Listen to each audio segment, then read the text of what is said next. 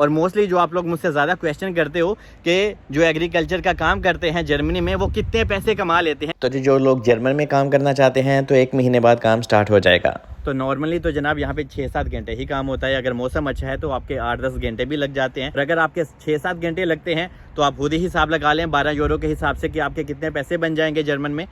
तो लोग वाइन वगैरह के लिए तो अंगूर यूज़ करते ही हैं, लेकिन वैसे भी आपको पता है फ्रूट के तौर पे भी हम लोग अंगूर बहुत ज़्यादा खाते हैं और जर्मन में तो कुछ ज़्यादा ही फ्रूट खाया जाता है।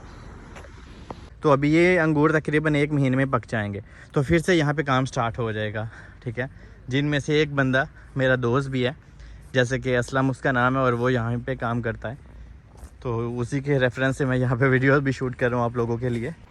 सो hello guys, welcome to my YouTube channel. तो जनाब आज की वीडियो में मैं आपको बताने और दिखाने लगा हूँ कि जर्मनी में एग्रीकल्चर का काम, और जैसे कि मेरे पीछे आप देख सकते हो अंगूरों की फील्ड, ये बहुत बड़ा बाग है अंगूरों का। तो यहाँ पे जैसे कि मेरा एक दोस्त असलम भी काम करता है, जो इनका ताल्लुक पाकिस्तान से है, तो वो यहीं पे एग्रीकल्चर में काम करते हैं और ये अंगूरों की फील्ड वगैरह उन्हीं की मेहनत से लगी है। और मोस्टली जो आप लोग मुझसे ज़्यादा क्वेश्चन करते हो कि जो एग्रीकल्चर का काम करते हैं जर्मनी में वो कितने पैसे कमा लेते हैं, तो एनीवे एक एक चीज़ आपको बताने लगा हूँ। अगर तो आप न्यू है चैनल को सब्सक्राइब करें, बेल आइकन पे प्रेस करें। इंस्टाग्राम और फेसबुक का पेज आपको डिस्क्रिप्शन में मिल जाएगा, वहाँ पे आप मुझे मैसेज कर सकते हैं। और अगर आपको पुर्तगाल के हवाले से, जर्मन या यूरोप के हवाले से कोई भी कंसल्टेंसी चाहिए तो उसके लिए भी आप कॉन्टैक्ट वगैरह कर सकते हैं। एनीवे हम अपनी वीडियो स्टार्ट करते हैं। सबसे पहले तो मैं अपने दोस्त असलम का बहुत शुक्रिया अदा करूँगा कि उन्हीं की वजह से मैं यहाँ पर वीडियो बना पा रहा हूँ, क्योंकि वो यहाँ पर काम करते हैं और बहुत अच्छे से पैसे भी कमा लेते हैं। लेकिन असलम यहाँ पे पूरा महीना काम नहीं करते, क्योंकि जैसे कि आपको पता है कि जर्मन में बहुत ज़्यादा सर्दी भी होती है। आजकल तो वेदर समर है तो बहुत कमाल का है, आप देख सकते हो। लेकिन आज भी बारिश हुई है, यहाँ पे पानी वगैरह खड़ा है, तो कभी बारिश आ जाती है, कभी कुछ हो जाता है। तो यहाँ पे बहुत ही कम दिनों में आपको ज़्यादा काम करना पड़ता है, लेकिन आपको पैसे भी उसी हिसाब से मिलते हैं। और जहाँ से ये लड़की अभी भागते भागते एक्सरसाइज कर रही है वो एंड तक है, ये पूरा का पूरा फील्ड है, ठीक है। पूरे का पूरा आप कह सकते हो कि एग्रीकल्चर का फ्रूट्स का काम है यहाँ पे ना। कितनी बड़ी फील्ड है आप खुद अंदाज़ा लगा लें। तो बहुत ही ज़्यादा मिकदार में काम होता है। और अभी फ़िलहाल मेरा दोस्त काम नहीं कर रहा, वो दोबारा से 1 महीने बाद यहाँ पे काम करने लग जाएगा। तो पहले आप ये सब कुछ देख लें कि अंगूर यहाँ पे कितनी ज़्यादा मिकदार में लगा रहता है, क्योंकि यहाँ के लोग वाइन पीते हैं। तो आपको पता है अंगूर से ही यहाँ पे वाइन वगैरह बनती है, तो लोग वाइन वगैरह के लिए तो अंगूर यूज़ करते ही हैं, लेकिन वैसे भी आपको पता है फ्रूट के तौर पे भी हम लोग अंगूर बहुत ज़्यादा खाते हैं और जर्मन में तो कुछ ज़्यादा ही फ्रूट खाया जाता है। कि जर्मन में आप कितने पैसे बना लेंगे मैं आपको अपने दोस्त का बताता हूँ। जैसे कि वो 15 से 16 दिन काम करता है, उनके साथ एक ठीक ठाक लंबी चौड़ी एक गोरों की डुच्चों की एक टीम होती है। तो जनाब वो सारे मिल के ही काम करते हैं। ये अंगूरों वगैरह का काम इतना आसान भी नहीं होता, लेकिन यहाँ पे थोड़ा आसान है। पुर्तगाल में तो आप बातें छोड़ ही दें, पुर्तगाल में तो कोई भी काम मुश्किल होता है, लेकिन यहाँ पे काम थोड़ा अलग होता है। यहाँ पे एक तो जो हमारे ओनर होते हैं वो हमको यूज़ तो करते हैं, लेकिन हमें पगार भी देते हैं, हमें उसी हिसाब से पैसे भी देते हैं। और ये जर्मन की एक बहुत ही अच्छी बात है। तो जनाब वो कमा लेता था पूरे महीने का, मैं आपको बताता हूँ कि उसको पर आवर के कितने पैसे मिलते थे यहाँ पे एग्रीकल्चर में काम करने के। पर आवर उसको 12 यूरो मिलते हैं। लेकिन नॉर्मली आजकल जर्मन में रेट क्या चल रहा है, 14 यूरो पर आवर चल रहा है, ठीक है। अब जर्मन में रेस्टोरेंट में या गोरों के पास काम करते हैं तो जनाब आपको 1 घंटे का 14 यूरो आजकल मिनिमम मिलता है। इसके ऊपर भी लोगों को मिलता है, लेकिन एग्रीकल्चर में अगर आप करते हो तो अगर आपको 12 या 13 यूरो मिल जाए तो इज़ डेट वेल। तो मेरे दोस्त असलम को 11 से 12 यूरो ही पर आवर के मिलते हैं।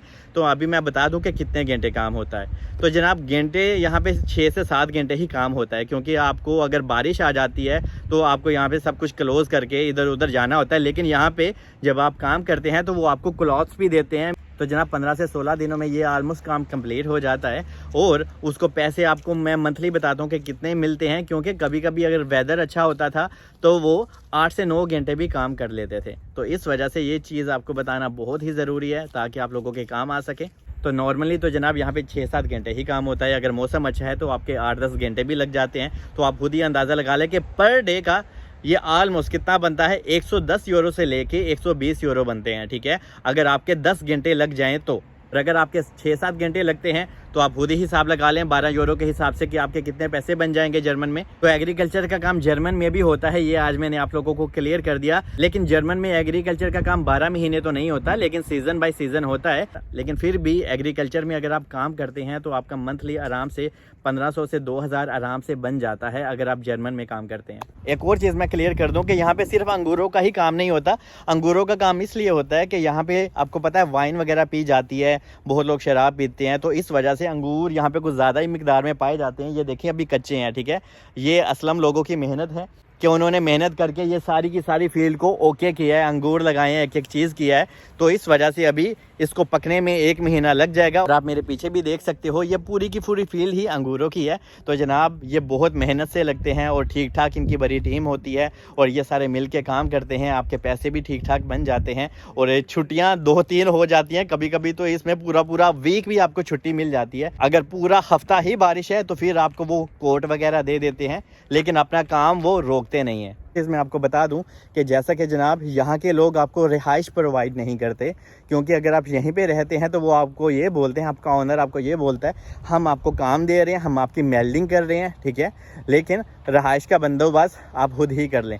लेकिन अगर आप बहुत दूर गाँव में चले जाते हैं तो वहाँ पर कुछ आपके बॉस बहुत अच्छे होते हैं, तो फिर वो आपको आपकी रिहाइश का बंदोबस्त भी कर देते हैं। लेकिन अगर आप बॉर्डर्स के पास चले जाते हैं, जो फ्रांस के बॉर्डर के पास है, वहाँ पे काम कुछ ज़्यादा होता है जर्मन में एग्रीकल्चर का, तो वहाँ पे आपको वो अकामोडेशन भी कभी कभी प्रोवाइड कर देते हैं।